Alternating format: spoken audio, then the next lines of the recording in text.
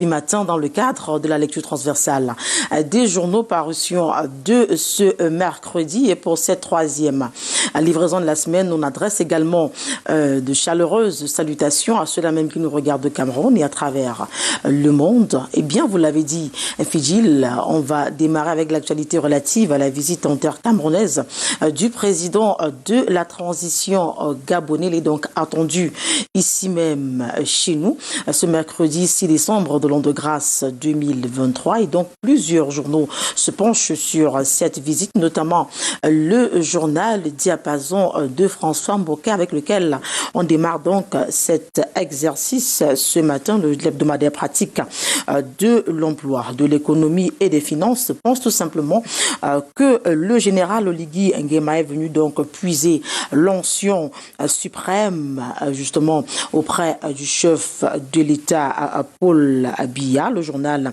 nous fait savoir que depuis le 30 août 2023, le général de brigade Brice Clotaire Oligui Nguema impulse par une main de fer la bonne gestion de la chose publique et entend donc associer toutes les forces vives de son pays avec l'appui des partenaires internationaux pour un nouvel ordre donc constitutionnel qui restaure la stabilité et la démocratie. Donc après avoir fait le tour de ses pairs d'hier, signale le journal Diapason, le général Brice Oligui Nguema arrive donc chez le sage Paul Biya au moment où certaines institutions lèvent donc la suspension de son pays. De la page 3 à la page 4, nos confrères reviennent amplement sur les enjeux de cette visite, ce qui va justement meubler l'agenda du président justement de la transition gabonais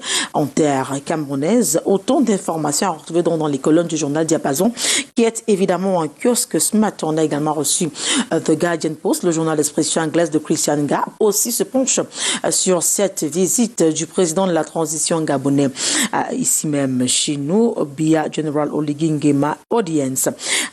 Couchement difficile, indique le journal, qui fait donc savoir qu'après plusieurs, justement après avoir fait le tour des autres chefs d'État, chez les autres chefs d'État africains, enfin, il va donc atterrir ici même au Cameroun, où il aura un tête-à-tête avec le président de la République, Paul Biya.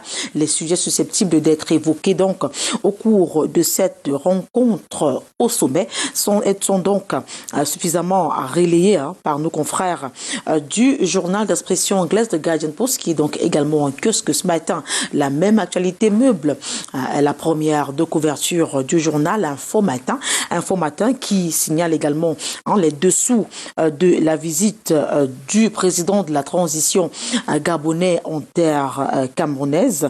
Le journal justement marque également un temps d'arrêt sur ce qui a donc conduit finalement à cette visite de travail chez nous, ce dont le président de la transition gabonais et le chef de l'État de la République du Cameroun, Paul Biya, vont parler. Les différents axes qui vont donc être arpentés par ces deux hauts commis des deux États, eh bien, sont donc suffisamment développés par nos confrères justement du journal Info Matin, qui est donc également un kiosque ce matin, Info Matin qui se penche également sur la coopération Cameroun-Congo, en mettant en exergue le projet de chemin de fer à Nabeba à Kribi, qui prend donc corps. Le contrat de partenariat à mode Bureau Operate Transfer a donc été signé hier 5 décembre du côté de Brazzaville. Il y avait côté congolais le premier ministre Anatole Colinet Makosso et le ministre d'État, ministre de l'Industrie, ministre des Industries minières et de la Géologie, Pierre Oba, et côté camerounais, le ministre des Transports, Jean-Ernest Massena Ngalebibehe, et son collègue par intérim en charge des mines, de l'industrie et du développement technologique, Focalistus Gentry. Et donc, en page 3, nos confrères reviennent sur l'impact que peut justement avoir ce nouvel partenariat qui lie désormais le Cameroun au Congo. Et donc, ce sont des informations à retrouver dans les colonnes du journal journal Info Matin qui est donc en kiosque ce matin. Autre journal, autre information, on évolue avec le quotidien Mutation qui parle santé dans sa parution de ce jour. Le journal de Georges-Alain Boymo fait immersion au sein de l'Ordre national des médecins où, du point de vue du journal, il pèse ou alors il sévit un état plutôt stationnaire. Les griefs qui ont donc été source de blocage de l'élection il y a 10 mois perdurent malgré la médiation du secrétaire général des services du Premier ministre. Le procès en irrégularité du scrutin prévu samedi à ce Corse. Et en page 3, nos confrères édifient amplement notre lanterne à ce sujet. Toujours en santé, on évolue cette fois-ci avec le quotidien Éco-Santé qui parle donc de la lutte contre le paludisme et cette nouvelle mesure, justement, stratégie de riposte que vient d'introduire le Cameroun dans son système vaccinal. Il s'agit naturellement du vaccin anti-paludique. Eh bien, le patron de la santé publique parle justement de cette mesure barrière dans les colonnes du journal de Joseph Mbengboum. Il rassure quant à l'efficacité des vaccins. C'est dans un communiqué radio-presse daté du 29 novembre 2023 que Manaouda Malachi a donc tenu à donner des éclaircies sur les plus de 300 000 doses réceptionnées 2 semaines plus tôt à l'aéroport international de Yaoundé. Simaleni relève que selon l'Organisation mondiale de la santé, le vaccin RTS 5 modifié R21 est donc le premier candidat vaccinal à passer la barre de 75% d'efficacité au cours d'un essai clinique en zone d'endémie. Et donc en page 3, les différentes caractéristiques de ce vaccin-là sont donc suffisamment présentées par la voie la plus autorisée en matière de santé dans notre pays. C'est la principale information que nous propose le journal Éco-Santé qui est évidemment en kiosque ce matin. On reste dans le même sillage. Il s'agit naturellement de l'actualité sanitaire. On en parle cette fois-ci avec le journal Éco du Parlement qui, s'agissant justement de la lutte contre le paludisme, eh bien, les sénateurs se préoccupent de la santé des Camerounais. Le président du conseil d'administration de Gavi et ancien premier ministre portugais José Manuel Barroso, vous le savez, accompagné du ministre de la santé publique camerounais, a donc rencontré au cours de sa visite ici même en terre camerounaise les sénateurs. C'était le vendredi 1er décembre 2023 et bien lors d'un échange présidé par le vice-président Robert Nkilis. Cet échange du PCA, ou alors du président du conseil d'administration de Gavi, se situe donc dans le sillage de l'introduction du tout premier vaccin antipaludique au Cameroun. Eh bien, les parlementaires ont donc émis leurs inquiétudes, justement celles portées par les Camerounais aussi. Et justement, le PCA de Gavi a donc saisi l'opportunité pour rassurer ces derniers quant à l'efficacité du vaccin, tel qu'on l'a signalé tout à l'heure, vaccin qui a donc fait ses preuves au cours des essais cliniques. Et donc, c'est sur ces arguments-là, entre autres, que le PCA de Gavi s'est donc inspiré pour essayer de convaincre les membres de la Chambre haute du Parlement camerounais. Et donc, tous les aspects qui ont été abordés sont donc relayés par Écho du Parlement, que vous retrouverez également en kiosque ce matin. On évolue avec Émergence du quotidien Émergence parle également santé, mais cette fois-ci à santé animale, et signale 35 millions de doses de vaccins produites. Elles ont été produites donc par la navette en 2022 pour prévenir des épizooties.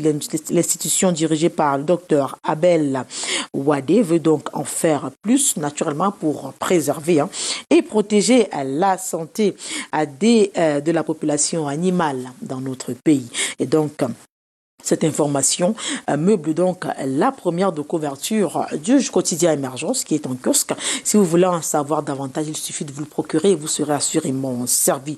Et puis on a également reçu l'œil du Sahel qui parle éducation et fait immersion au sein de l'enseignement supérieur dont sa parution de ce mercredi matin au journal en exergue le plan de sauvetage de l'université de Ngaoundéré. C'est dans la partie septentrionale du pays. L'université Alors ce temple du savoir fait donc face à certains mots, à certains problèmes qui peuvent d'une manière ou d'une autre plomber donc l'enseignement justement des jeunes Camerounais. Et donc les acteurs justement de cette communauté éducative là se penchent sur ce problème afin d'apporter des solutions concrètes qui pourraient donc finalement permettre à la fois aux enseignants et aux étudiants de tout simplement transmettre le savoir pour les premiers et recevoir le savoir en question pour les seconds cités. Et donc c'est ce pan de l'actualité qui intéresse le journal du Sahel qui est donc également en kiosque ce matin. On a également reçu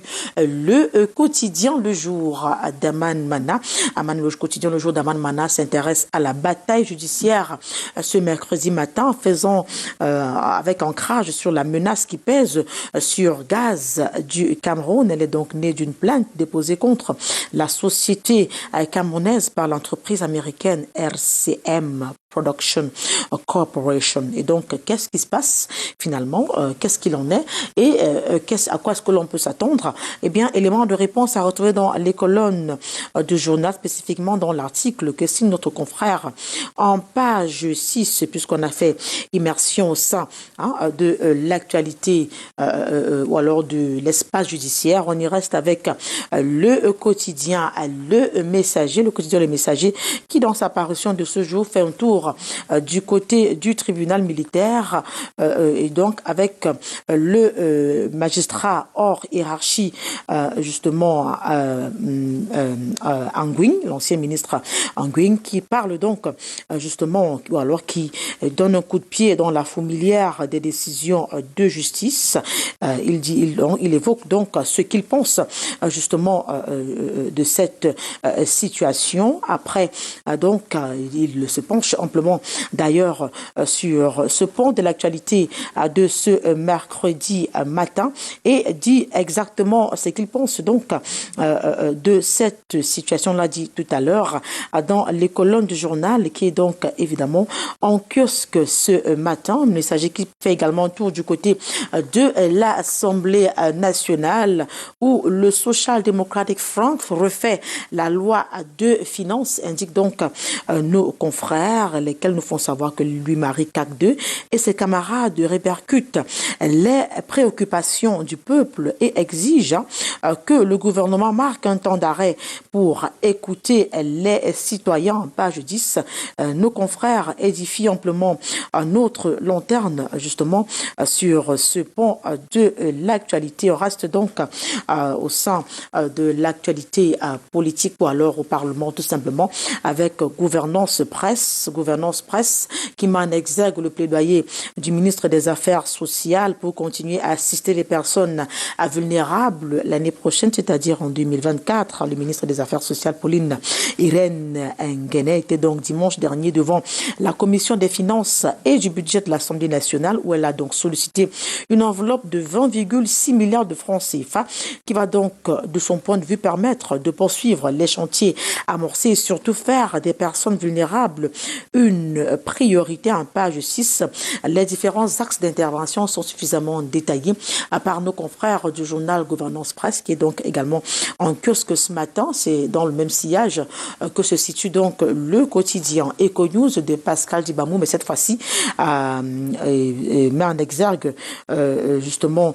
les projets en ce qui concerne de l'entrepreneuriat en 2024, 2,9 milliards de francs CFA pour la promotion. C'est donc ce que sollicite Achille Bassili-Keng III, ministre des petites et moyennes entreprises, de l'économie sociale et de l'artisanat. Il l'a défendu devant la commission des finances du budget de l'Assemblée nationale. Une enveloppe de 11,750 milliards de francs CFA. Que va-t-il porter comme innovation? Que va-t-il apporter comme innovation pour promouvoir l'entrepreneuriat et l'équilibre financier des petites et moyennes entreprises, entre autres en 2024 au Cameroun? Décryptage, justement, avec éléments de réponse dans l'article paru en page 4. Et puis Nouvel Horizon aussi reste dans le même pan de l'actualité, mais cette fois-ci avec le ministère des Travaux publics. Le Cameroun prévoit donc de consacrer 508 milliards de francs CFA aux mines TP en 2024.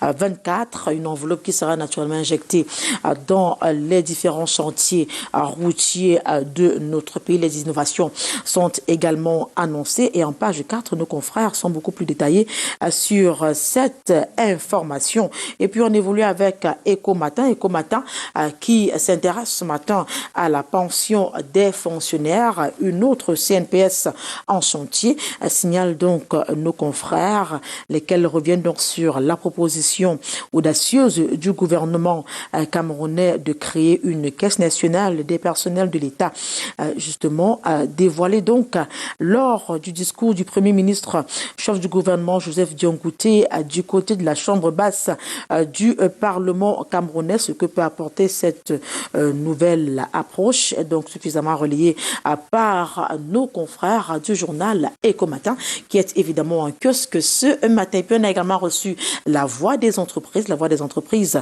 qui parle donc, ou alors qui revient sur l'Economy Business Award 2023 et présente les 13 entreprises qui sont donc démarquées au cours de l'année qui s'achève. Elles ont été donc dévoilées le 29 novembre 2023 du côté de la cité économique d'Ouala lors de la soirée de gala de la deuxième édition de cet événement organisé par l'Economy Media Group, qui prime donc les entreprises qui se sont distinguées au cours de l'année dans divers secteurs d'activité. Les entreprises en question sont suffisamment présentées donc dans les colonnes du journal. Et puis on parle religion. C'est pas tous les jours qu'on parle justement de cet aspect de l'actualité dans cet espace consacré à la revue de presse pour la lecture transversale des journaux. On en parle donc avec Médias d'Afrique qui s'intéresse donc à l'ECEECD, le schisme acté.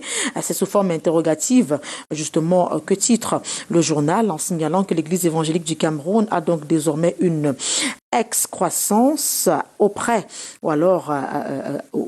justement après une entrée en scène assez tumultueuse. L'Église évangélique du Cameroun décentralisée qui est donc placée sous le tutorat de la Cameroon Baptist Church avec pour promoteur le professeur Eloge Yanini a donc effectivement lancé ses activités du point de vue de ce journal. De quoi est-ce qu'il s'agit exactement? Comment est-ce que cette chapelle religieuse compte justement impacter à sa manière le développement du pays? Eh bien, autant d'éléments de réponse à retrouver dans les colonnes du journal qui est donc également en kiosque ce matin. Maintenant, on va mettre le pied dans l'actualité étrangère qu'on a convenu d'instaurer dans cette lecture transversale des journaux en direct du studio de la cité capitale. On va tout droit du côté de la Côte d'Ivoire, ce pays frère et ami, avec le journal L'Avenir qui nous est donc parvenu, fait immersion au sein des universités publiques et présente la liste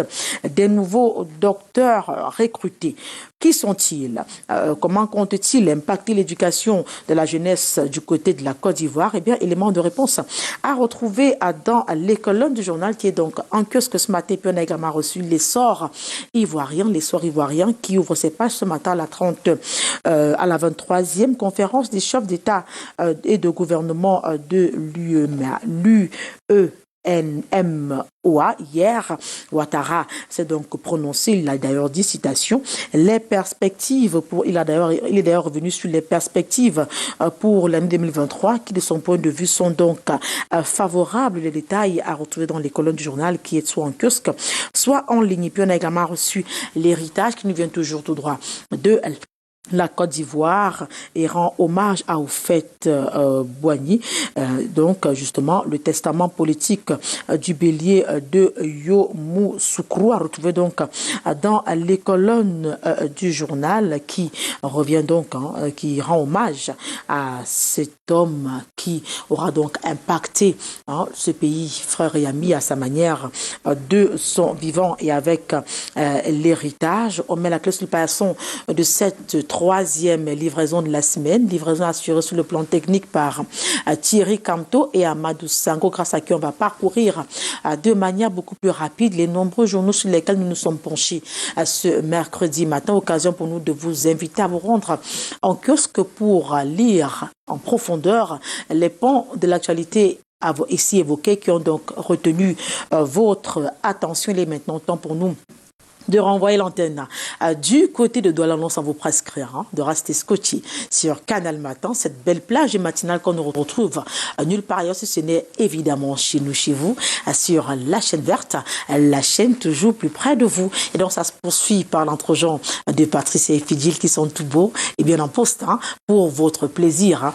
Comme d'habitude d'ailleurs, c'est le cas depuis plusieurs jours, alors depuis le début de ce mois de décembre. Over to you, Fidjil and Patricia. Will be happy to see you again tomorrow.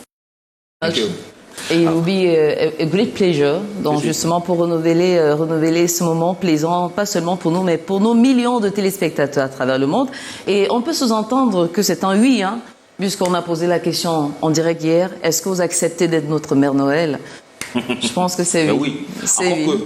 Aujourd'hui, moi j'ai trouvé sympa, elle a dit qu'on est tout beau, donc ça va. Dire que vous et moi... D'accord. Voyez-vous? Vous y voyez qu'elle-même, elle trouve vous y que voyez nous autre chose? Elle trouve que nous formons un beau couple. Voyez-vous?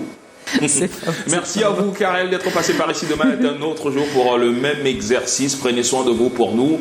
Rendez-vous demain à suivre dans ce programme, mesdames et messieurs.